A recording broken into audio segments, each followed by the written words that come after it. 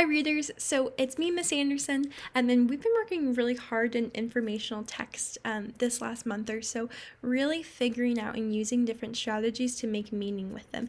And then we're going to continue to do that today, but we're going to look at infographics just like Mrs. Harris had us do. And today we're going to focus on author's purpose. If you don't know author's purpose is, that's okay, I gotcha. And so author's purpose, whoops, I lost my video. There it is. And so author's purpose, guys, is the reason, I cannot get it together, is the reason why an author writes something. They write everything for a reason. And so sometimes when they publish something for readers to see, sometimes they want to persuade us. They want us to get to do something. They want us to try something. They want us to have a positive or negative opinion about something. They're really just trying to persuade us to feel a certain way or to go do something because of what we've read. Sometimes authors, when they write something, they just want to inform us. And so they might try to teach us something or give us information, but they're really just giving the straight facts.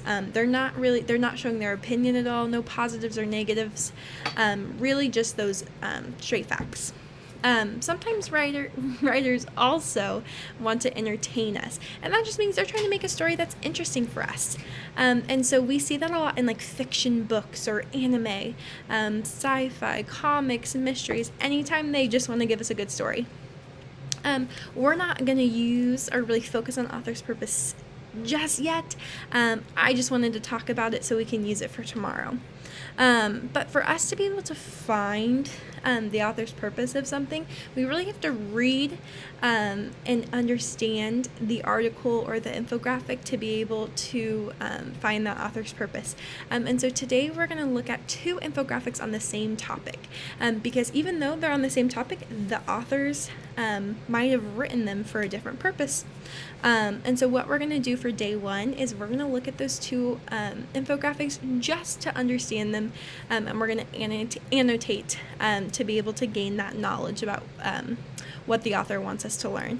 And so both of my infographics are on the Doritos Locos Taco from Taco Bell. And if you've never had one, you are definitely missing out.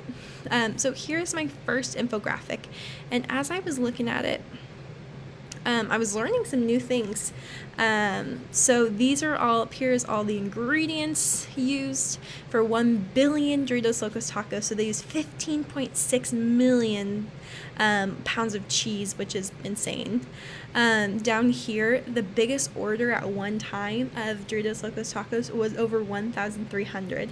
I'm definitely not hungry enough to eat that many tacos at one time.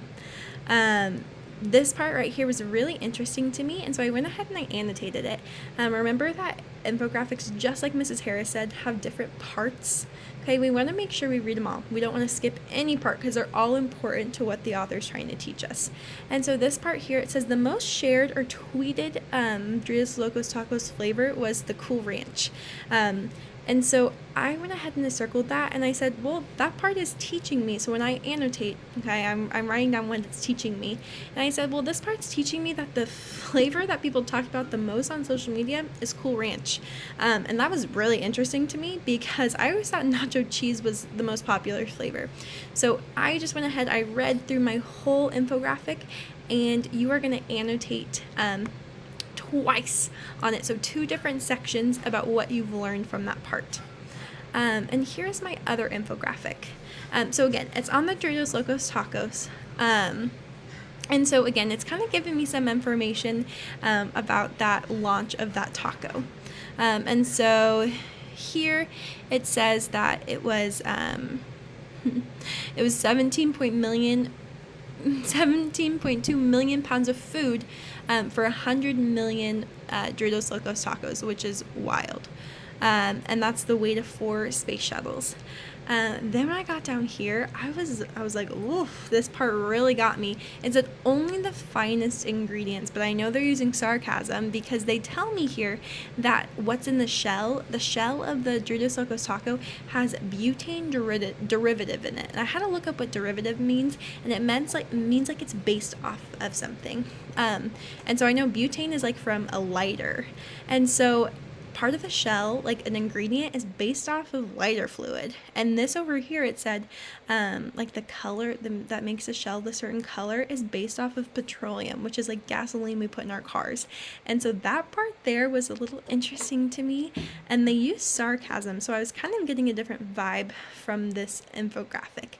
And so what you guys are going to do, okay, you are going to choose one page of infographics to focus on. You can either choose the phone infographics or you can choose the pet infographics. Okay, you're going to make sure you read both infographics, and then you are going to choose 2 sections from each. So that's 4 in all. And you're going to annotate those 4 sections, saying just what you learned from them, just like I did. So go ahead and make sure you choose one of these pages and you annotate each infographic 2 times, so we can better understand what that author is trying to teach us about the topic.